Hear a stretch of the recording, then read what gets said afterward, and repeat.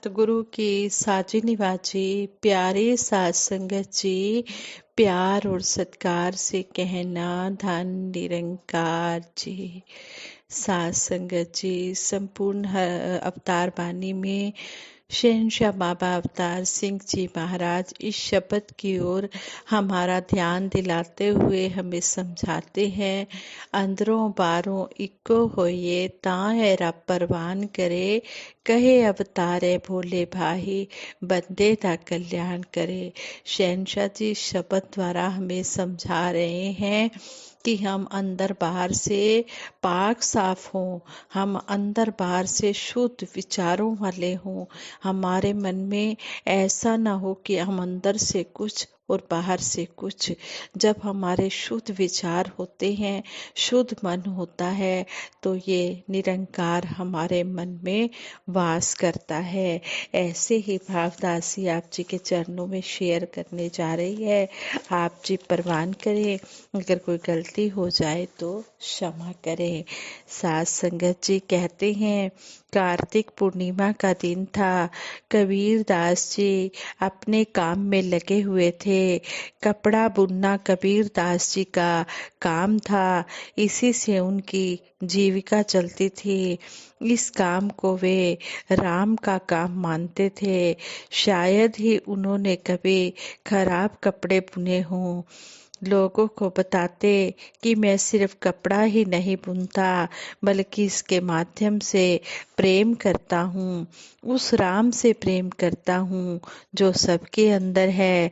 और कोई भी प्रेम करने वाला व्यक्ति गलत काम कैसे कर सकता है। एक कर्म कांडे माथे पर चंदन लगाए, खड़ाऊं पहने, जनेऊ धारण किए आए और कबीर दास जी को बुलाया।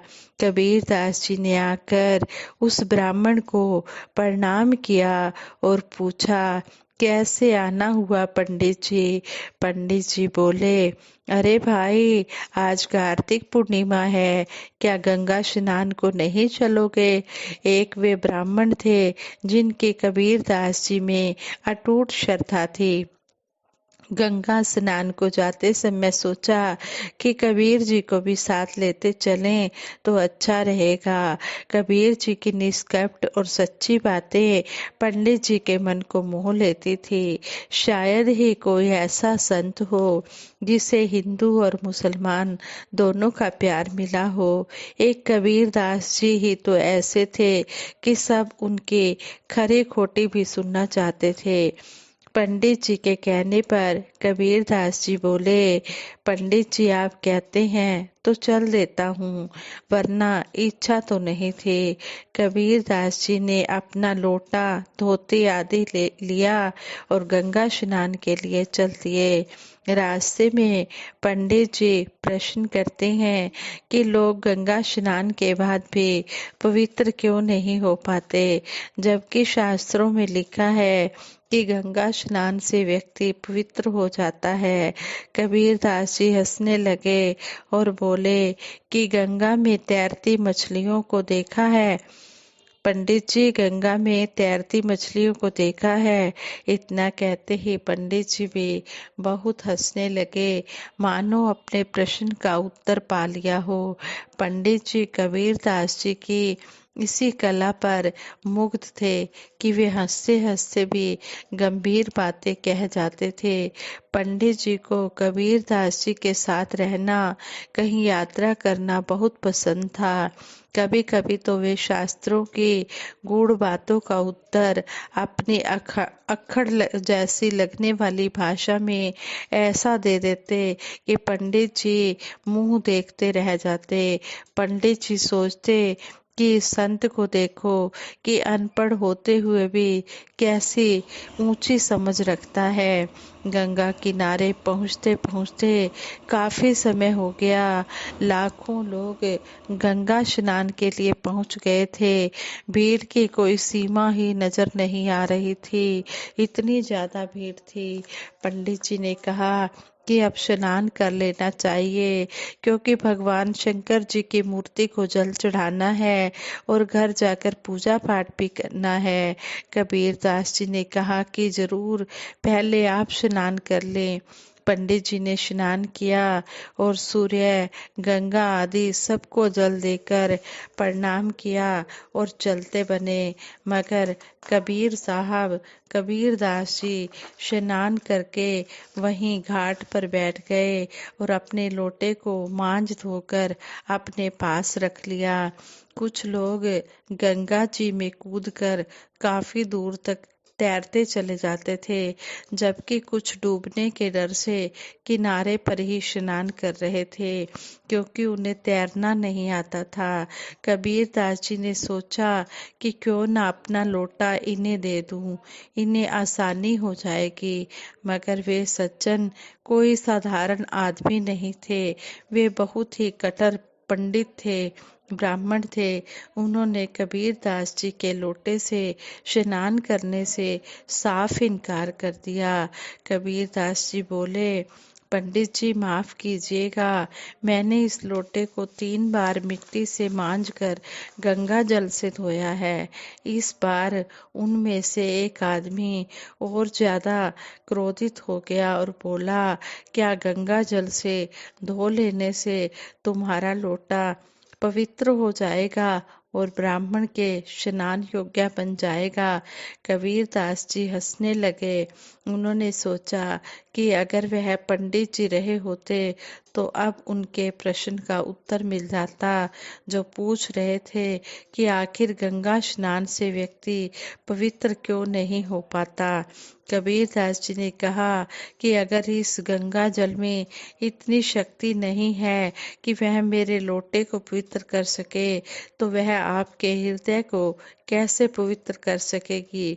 वे लोग इस उत्तर को सुनकर चुप रह गए।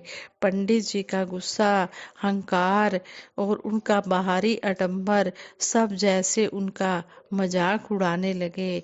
पंडित जी के खोखले अहंकार को आज पहली बार इतनी सख्त चोट लगी थी। सोचने लगे कि कुछ भी हो, यह कबीर यूं ही चर्चा का विषय नहीं बना हुआ। इसकी शक्ति अनोखी है, परंतु जीवनचर्या कितनी साधारण है।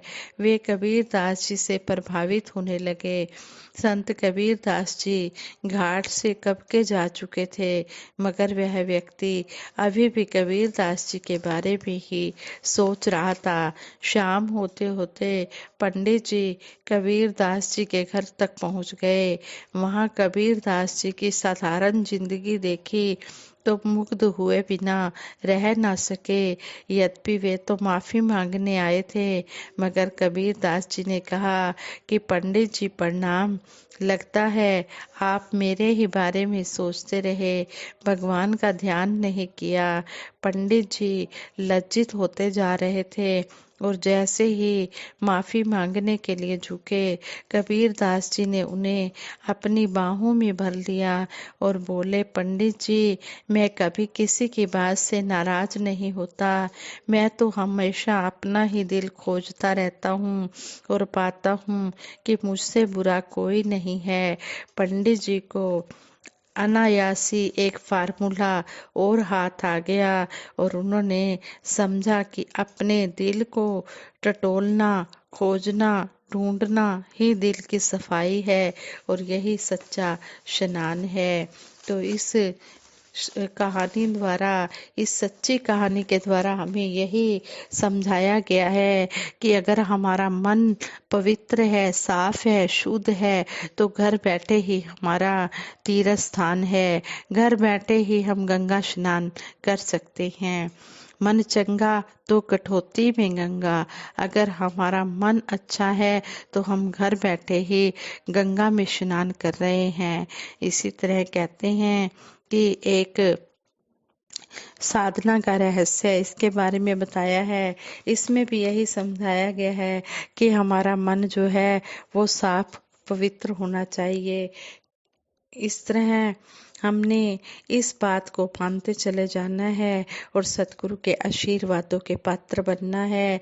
तभी तो शहनशाह जी कहते हैं कि अंदरों बाहरों इक्को होइए, तारा परवान करे, कहे अवतारे भोले भाई, बंदे दा कल्याण करे। ये ऐसे भोले भाले भक्तों पर रीझता है जो अंदर बाहर से पाक साफ होते हैं, जिनका मन शुद्ध होता है। इसलिए हम अपने आप को अगर निरंकार के नजदीक पाना चाहते हैं, निरंकार सतगुरु के दिल में अपनी जगह बनाना चाहते हैं, तो अपने मन को शुद्ध रखें, शुद्ध विचारों से भर लें। हमारा घर बैठे ही गंगा स्नान हो जाता है, कहीं पर भी जाने की जरूरत नहीं है। कहते हैं कि अगर रब मिलदा नहात्या धोत्या ते मिलदा डडुआ कछुआ नू। कहते हैं कि अगर परमात्मा इस तरह नहाने धोने स्नान करने से मिल जाता, तो जो ये मछलियाँ पानी में रहती हैं, नदी में रहती हैं, ये मेंढक घूमते हैं, तो फिर इनको तो बड़ी आसानी से मिल जाता। लेकिन कहते हैं कि गंगा स्नान करना है तो जरूर करें, लेकिन अपने मन को भी पवित्र रखें। ये नहीं कि मन में कुछ चल रहा है और हम गंगा स्नान कर रहे हैं। जाननहार प्रभु है जेड़ा जाने सारे गैबां नू, इस तो किवे लुका सकदा है बंदा अपने ऐबां नू। कहते हैं ये जाननहार, ये प्रभु परमात्मा ये सब कुछ जानता है, इसको सब पता है कि किसके मन में क्या चल रहा है, इससे कुछ भी छुपा नहीं है। इसलिए हम हर समय दातार निरंकार से यही आशीर्वाद मांगे कि हे सच्चे पातशाह, जो भी हम बातें कह रहे हैं इनको हम कर्म रूप में भी धारण कर पाए, हम कर्म रूप में भी ढाल सकें। अमला नाल होणगे नवेड़े, जात तेरी किसे पूछनी नहीं। अमल करने से ही बात बनेगी, बातें करने से बात बनने वाली नहीं है। साथ संगत जी, ये विचार करते हुए बहुत सी गलतियां हुई होंगी, उन गलतियों के लिए दासी आप जी से क्षमा मांगती है और सभी के भले की कामना करते हुए दासी सिमरन कराएगी। सभी ने मिलकर सिमरन में भी साथ देना है। तू ही निरंकार, मैं तेरी शरण हाँ, मैनू बख्श लो। तू ही निरंकार, मैं तेरी शरण हाँ, मैनू बख्श लो। तू ही निरंकार, मैं तेरी शरण हाँ, मैनू बख्श लो। तू ही निरंकार, मैं तेरी शरण हाँ, मैनू बख्श लो। बोलिए सतगुरु माता सुदीक्षा सविंदर हरदेव जी महाराज की जय। निरंकारी राज माता गुरु वचन अवतार की जय।